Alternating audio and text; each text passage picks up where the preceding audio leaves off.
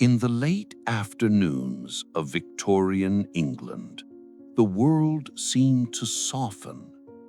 Smoke drifted slowly from the chimneys, and the light that fell through lace curtains glowed the color of honey on old wallpaper. Somewhere in the house, a kettle began to sing, that small, familiar note that told everyone the day was ready to rest. Between lunch and dinner, there was a hollow stretch of time, a few hours too short for a meal and too long to ignore. Out of that space, the English built a ritual. They called it afternoon tea. It was not a feast, but a pause. A tablecloth was laid, china cups were warmed, and conversation lowered itself to a gentler register. Steam curled upward and carried the scent of comfort, routine, and belonging. The sound of spoon against porcelain was as rhythmic as a heartbeat. On many tables rested a small golden cake, 2 layers of sponge joined by jam. The Victorian sandwich.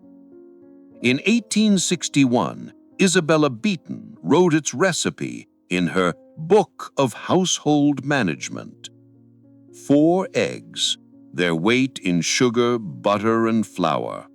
No cream, no baking powder, only air, and the patience of 10 solid minutes of whisking. When baked in a moderate oven, she said, it should rise purely by faith and effort. Queen Victoria herself favored the cake. At her outdoor teas in Windsor, she would take a slice beneath white canvas tents, while attendants served tea from silver pots. Simple, symmetrical, and modest, the cake became a symbol of the nation itself, restrained, industrious, quietly proud. Long before the Queen's sponge was ever baked, a different queen brought something stranger.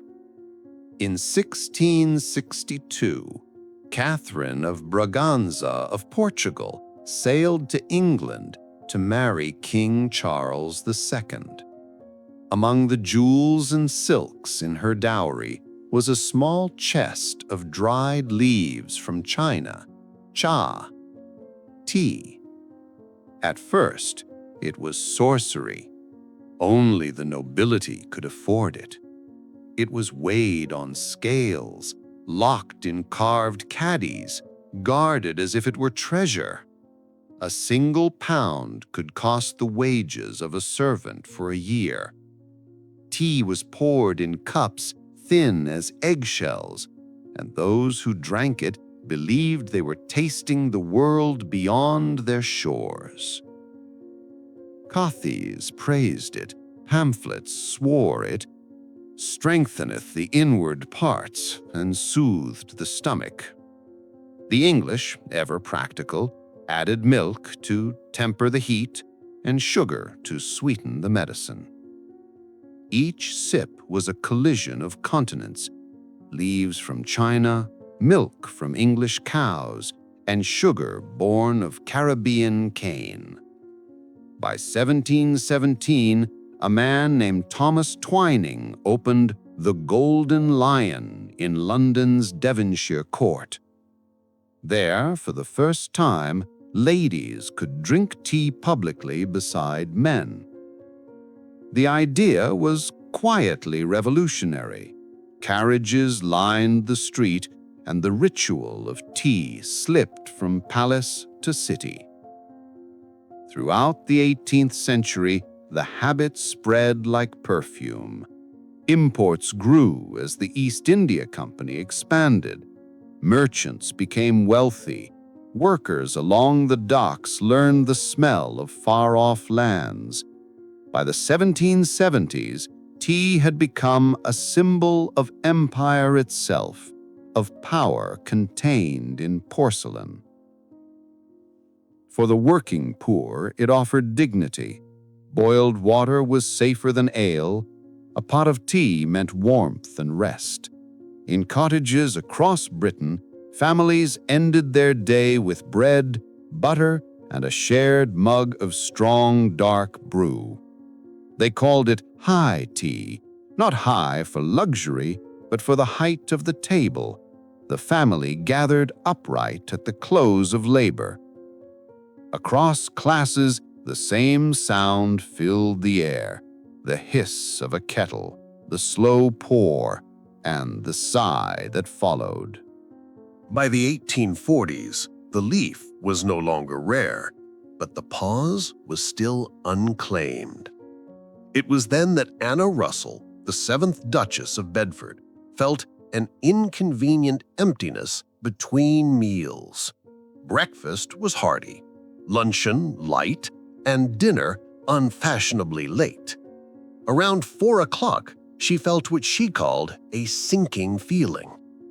Her remedy was modest: a pot of tea, a few slices of bread and butter, perhaps a small cake.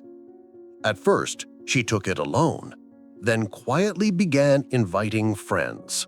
The actress Fanny Kemble recalled receiving private and rather mysterious invitations to the Duchess's rooms at Belvoir Castle, where a small group of ladies sat around a private kettle, laughing in secrecy.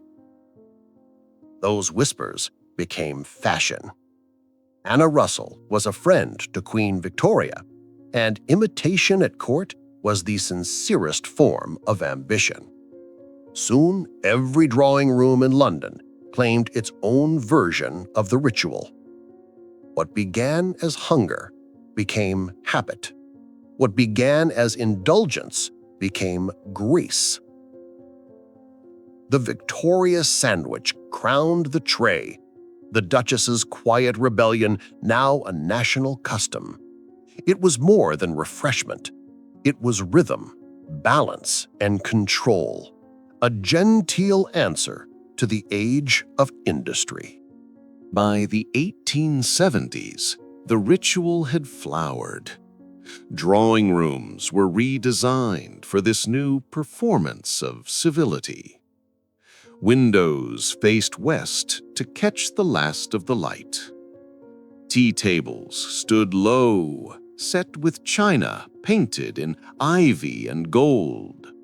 Silver strainers, lace napkins, and vases of garden roses completed the stage. Invitations arrived by post, written in graceful script on thick paper. To decline was social peril. Yet within those rooms, the atmosphere was unguarded. Servants withdrew. Hosts poured their own cups. For a brief hour, the rigid lines of class blurred in steam. Fashion adjusted accordingly. The tea gown was born, a garment between freedom and formality. Long sleeves, soft fabric, a silhouette that allowed breath and movement. For women confined by corsets and convention, it was liberation disguised as elegance. Magazines applauded its hygienic virtue. Poets saw in it a quiet revolution. Writers captured the mood. George Gissing, in the late Victorian years, described the festival of afternoon tea as the finest expression of English domestic life. He pictured returning from a weary walk, changing boots for slippers, and waiting by the window for the tray, a ceremony that transformed fatigue into calm.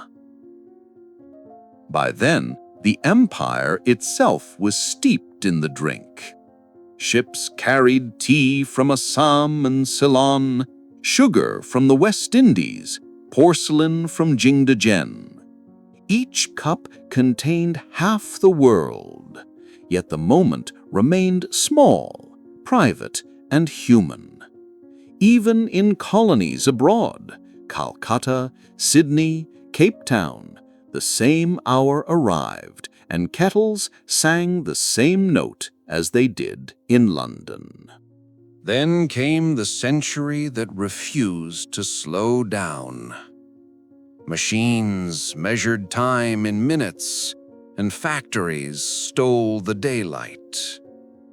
The gentle rhythm of tea ceremony struggled against the thrum of engines. During the First World War, tea traveled to the trenches in tin mugs. It steadied hands and softened fear. A pot of boiling water could make soldiers feel, if only briefly, human again. When peace returned, rationing lingered, and luxury turned practical. By the 1930s, the average household drank from heavy pottery rather than fine china.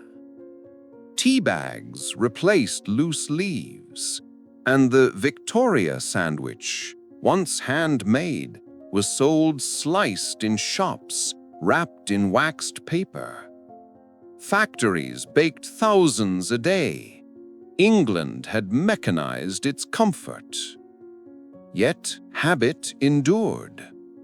At 4 o'clock, offices and workshops still paused for 10 minutes of warmth.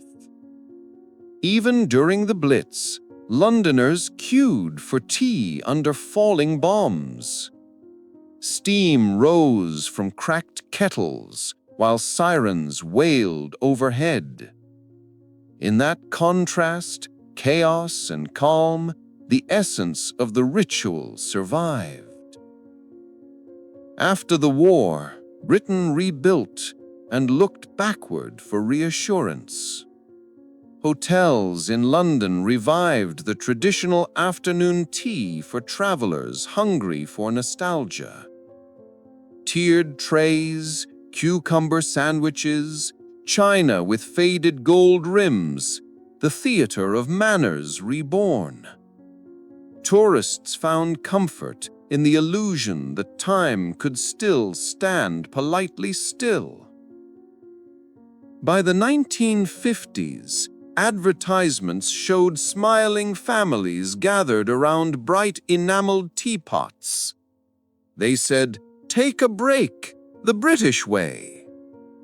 Even in modern kitchens, with radios humming and fluorescent light, the sound of the kettle remained sacred.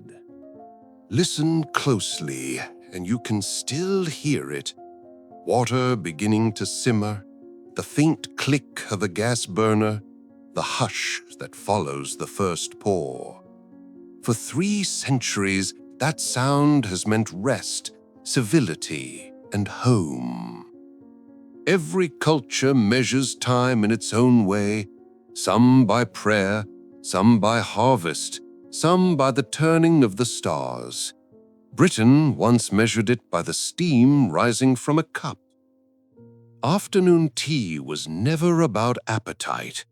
It was about balance between work and rest, pride and humility, empire and home. It taught that comfort could be deliberate, that order could be practiced through small gestures, a warmed cup, a steady hand, a quiet chair. Today, the world rarely stops at 5. Yet in offices and flats, on trains and park benches, people still pause with a winug in hand, their eyes softening as the steam curls upward. In that small act, they inherit a lineage older than they know. Imagine them all together, the Duchess whispering over her first secret kettle, the Queen beneath her canopy, factory workers in soot and linen, families in post-war kitchens, each linked by the same motion: pour, stir, sip, breathe. Time has changed their world, but the ritual outlived the empire that built it. It remains not as luxury, but as memory. The belief that life, however hurried, can still hold one perfect pause. So the kettle hums again, as it did in Bedfordshire and Windsor and every street in London. Steam climbs, thin as memory, and for one brief golden minute, the century folds back upon itself. The clock hesitates. The air tastes faintly of milk and jam, and the world remembers how to stop.